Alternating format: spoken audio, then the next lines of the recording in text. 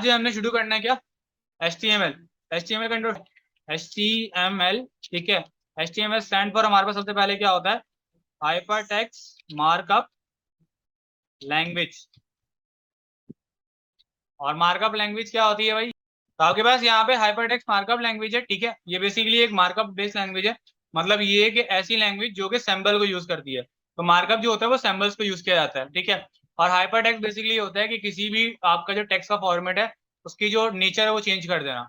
जैसे कि मेरे पास एक नॉर्मल टेक्स्ट है और उसी टेक्स्ट का एक होता है लिंक टाइप का, तो उस पर क्लिक करो तो पेज खुल जाता है, वेबसाइट खुल जाती है लिंक टाइप का। तो हम क्या करते हैं कि मार्कअप को यूज करते हुए किसी भी टेक्स्ट का जो बिहेवियर है वो चेंज कर सकते हैं, तो हाइपर आ जाता है हमारे पास, ठीक है।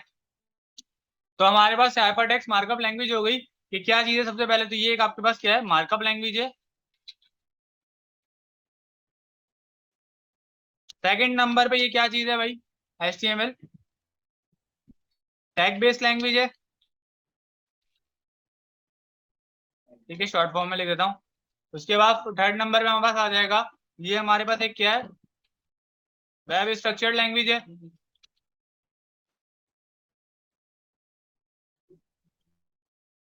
तो हमारे पास हाइपर टेक्स्ट मार्कअप लैंग्वेज हो गया HTML, सबसे पहले तो ये मार्कअप लैंग्वेज है।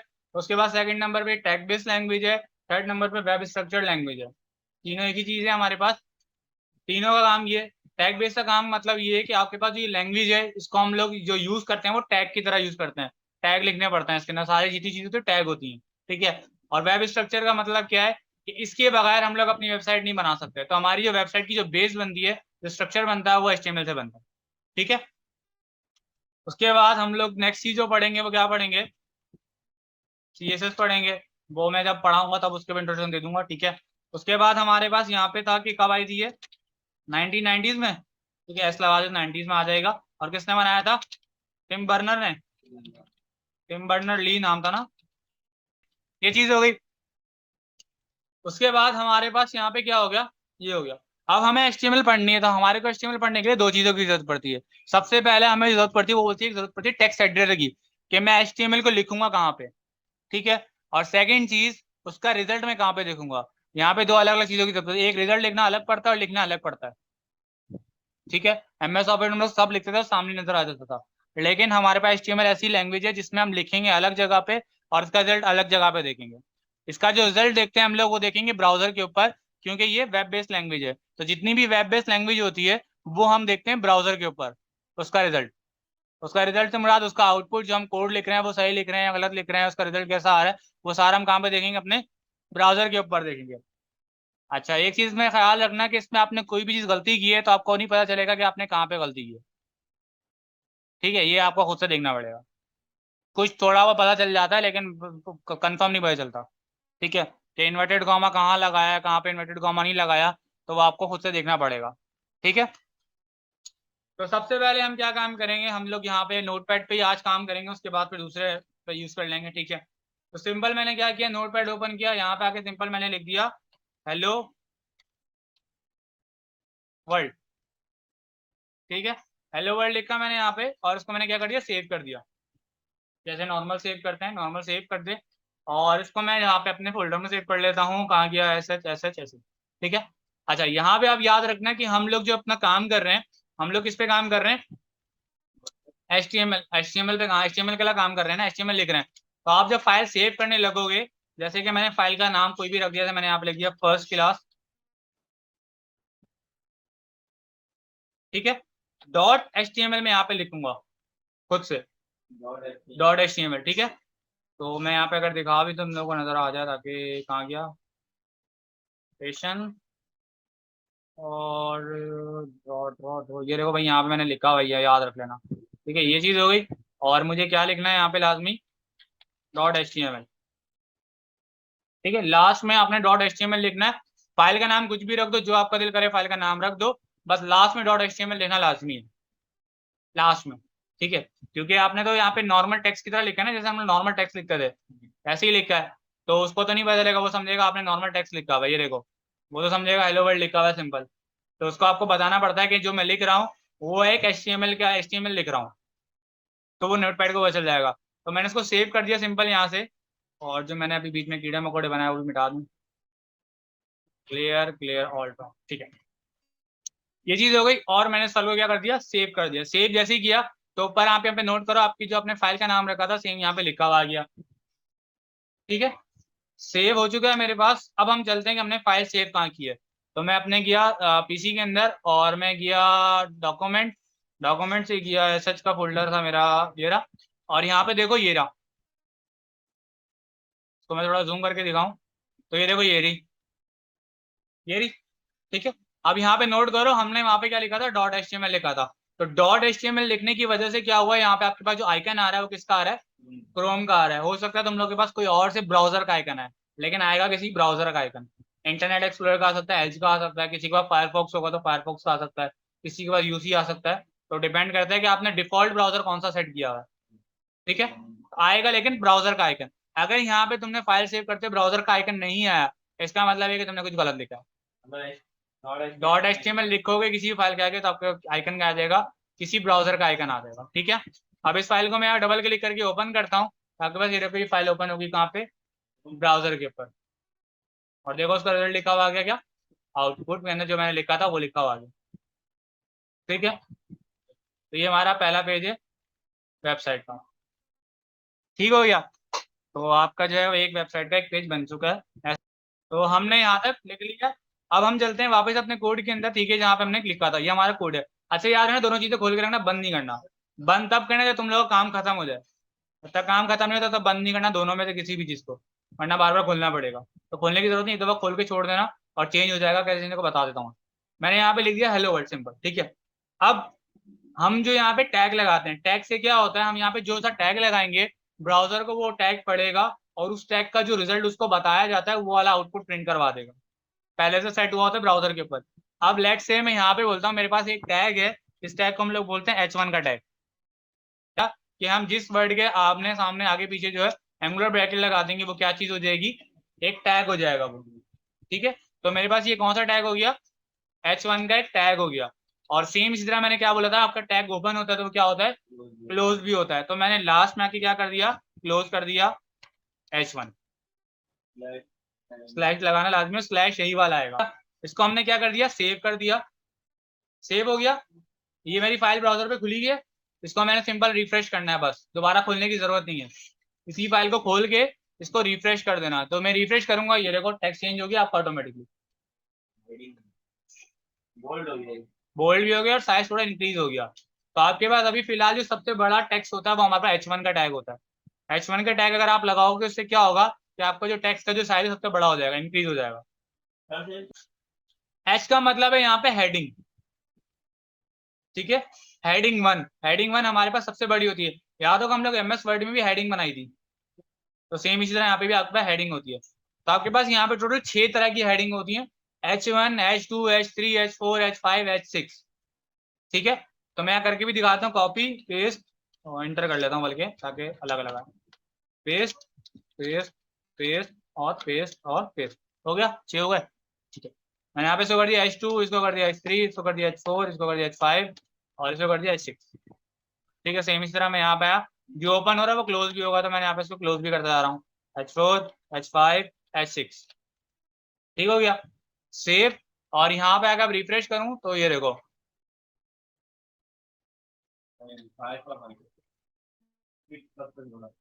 ठीक है, तो हमारे पास सबसे छोटा जो फॉन्ट है वो 6 हो जाएगा। अगर जूम करना चाहो तो मैं जूम करके दिखा देता हूँ, ये देख लो भाई, कंट्रोल स्क्रोल है। फॉन्ट साइज कैसे बढ़ेगा, बढ़ जाएगा, बहुत आसान है, CSS लगानी पड़ती है, इससे भी हो जाता है। ठीक है, इसको मैं वापस नॉर्मल स्क्रीन पे करता हूँ। नॉर्मल ये है अभी के लिए हमारे पास, सिर्फ जो फॉन्ट का साइज समझ लो यही है, इससे ज्यादा कम होगा ना इससे ज्यादा होगा। ठीक हो गया, ऐसे ही करना है। ठीक है, इसी साइज पे होगा, तो आपको जो सा दिल करे। अगर आपको इनमें से कोई भी पसंद नहीं है, आपके पास एक और टैग है, इसको हम लोग बोलते हैं P का टैग। P का मतलब होता है पैराग्राफ। ठीक है, ये हम लिखते हैं नॉर्मल, कोई भी हमें टेक्स्ट लिखवाना है अपनी वेबसाइट में, कोई भी नॉर्मल सा टेक्स्ट लिखना है तो हम P का टैग लगाते हैं, ताकि पता चल सके कि मैं एक सिंपल सा टेक्स्ट लिख रहा हूँ। तो मैंने यहाँ पे लिख दिया हेलो वर्ल्ड, यहाँ पे भी लिख देता हूँ हेलो वर्ल्ड, सेव। और यहाँ पे आके मैं इसको रिफ्रेश करूंगा तो ये देखो आपके पास ये P का टैग आ गया।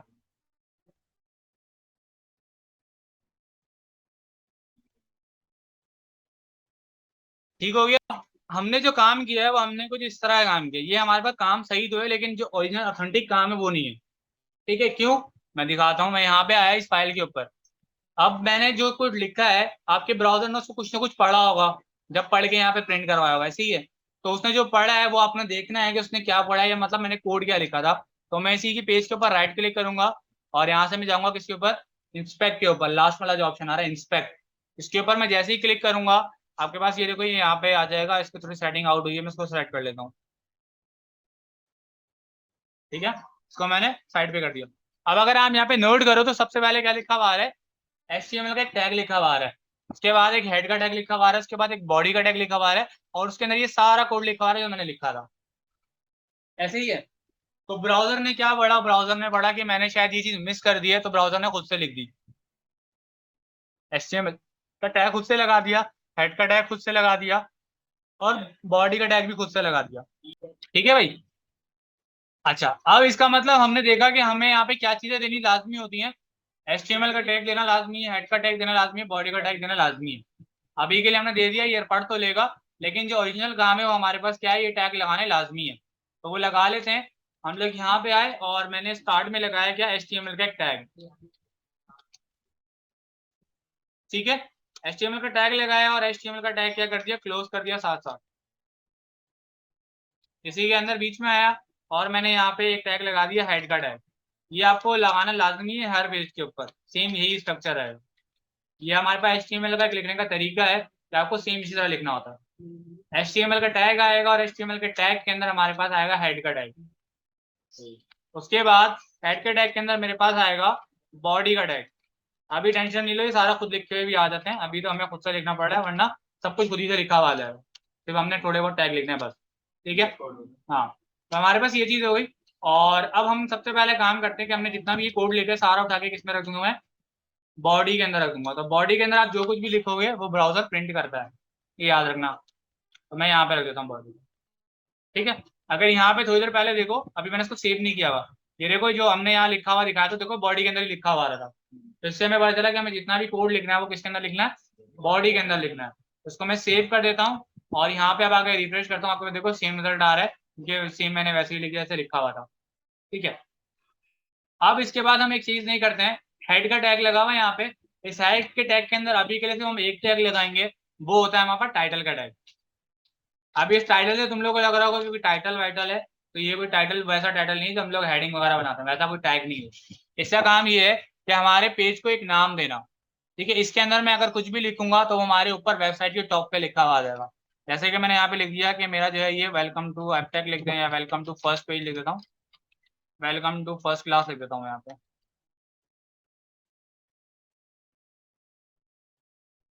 ठीक है, सेव। और यहाँ पे आके अगर हम इसको रिफ्रेश करूं तो ये देखो हमारे पास ये ऊपर टॉप पे देखो हमारे टैब में जो नाम लिखा हुआ है, देखो वहां पे लिखा हुआ है दुनिया जो बनी हुई होती है आइकन, उसके बराबर में लिखा हुआ है। ये हमारा होता है टाइटल का टैग से। और टाइटल के टैग के अंदर मैं कुछ भी लिखूंगा वो आपके पास ऊपर टैब के नाम के ऊपर लिखा हुआ है, हेड के अंदर। ये हेड का टैग लगा हुआ है, उस हेड के टैग के बीच में जाके लिखो। नहीं, हेड में ही लगेगा, तो सीक्वेंस यही है। ठीक है, तो सीक्वेंस आप लोग याद कर लो, सीक्वेंस आपके पास यही है कि आपके पास एक HTML का टैग आएगा, और HTML के टैग के अंदर हेड का टैग आएगा, और हेड के टैग के अंदर हमारे पास जो आएगा वो टाइटल का टैग आएगा। टाइटल के टैग के अंदर कुछ भी लिख दो है। बॉडी का टैग बिल्कुल अलग, देखो नीचे है अलग। ले लो, मैं थोड़ा सेट कर लूँ ताकि तुम लोगों को सही से समझ आ जाए। मैं हाँ हाँ, तो ये देखो मेरे पास सिंपल से ये स्ट्रक्चर हो गया, मैंने यहाँ पे लिख दिया इसका स्ट्रक्चर। क्या चीज? अब के बाद हमारे पास नेक्स्ट चीज जो है, इसमें आपने कुछ चीजों का ख्याल रखना है जो चीज हम बार बार इस्तेमाल नहीं कर सकते। ठीक है, कौन कौन से टैग है जो हम बार बार इस्तेमाल नहीं कर सकते। एक HTML का टैग अगर हमने एक बार इस्तेमाल कर लिया तो दोबारा नहीं आएगा। इसका मतलब ये है कि दोबारा से मैं नई HTML लिख रहा हूँ, दोबारा से मुझे नई HTML लिखनी नहीं है, एक ही फाइल के अंदर सारा काम करना होता है मुझे। तो सेम इसी तरह हेड का टैग जो मैंने एक दफा लगा लिया है दोबारा नहीं आएगा। टाइटल का टैग भी एक बार लिख लिया है तो यही रहेगा। बॉडी का टैग जो मैंने एक दफा लगा लिया है तो यही रहेगा, और लास्ट में आके क्लोज हो जाएगा। अब इस बॉडी के टैग के बीच में जो काम भी लिख रहा हूँ मैं जितनी दफा चाहे लिख सकता हूँ। इसके अंदर मैं कोई भी टैग जितना बचाया लिख सकता हूँ, जैसे कि H1 का टैग मैं दोबारा यूज करना चाहता हूँ तो मैं दोबारा भी यूज कर सकता हूँ। यहाँ पे आके जैसे मैं नीचे लिख देता हूँ H1 का टैग, ठीक है, और मैं यहाँ पे इस दफा लिख देता हूँ हेडिंग 1, ठीक है। तो यहाँ पे स्पेस नहीं दिया कहाँ पे, ये समझाने के लिए दिया हुआ है अलग अलग, ताकि तुम लोग अलाइनमेंट समझ आ जाए, ठीक है। सेव, और यहाँ पे आके मैं इसको रिफ्रेश करूंगा तो ये देखो आपके पास क्या आ गया। तो ये चीज हमारी हो गई। यहाँ तक इसकी कोई मसला, ठीक है। आप लोगों के लिए काम है भाई, ये मैंने यहाँ पे सारे टैग लिख दिए जो आपने भी काम करना है, ठीक है। और फिर आप लोगों ने मुझे बताना है कि किस टैग से क्या होता है। ये वाले जो टैग है ये मैंने भी करवा दिए, ये भी मैंने कर दिए थे, H1 से लेके H6 तक वाले सारे लगा के दिखा दिए और पी का टैग लगा के दिखा दिया। अब ये बाकी आपका काम है, ये वाले टैग आपको लगाने हैं, ठीक है। कैसे लगाने, एक लगा के दोबारा बता देता हूँ मैं। ये मेरी पुरानी वाली फाइल है, ठीक है। मैं यहाँ पे H1 की जगह पे जैसे मैं लिख देता हूँ पी का टैग, तो आपने ये वाला इस तरह करके यूज करना है। लेकिन यही स्ट्रक्चर रहेगा जो मैंने यहाँ लिखा sequence, HTML head, title, head close, body open, body close last में, और HTML क्लोज लास्ट में, और बीच में हमने यहाँ पे सारा काम करना है, ठीक है। ये सारे टैग जो मैंने यहाँ पे लिखे हैं, ये सारे टैग आपने लिख के मुझे बताना है कि किस कौन से टैग से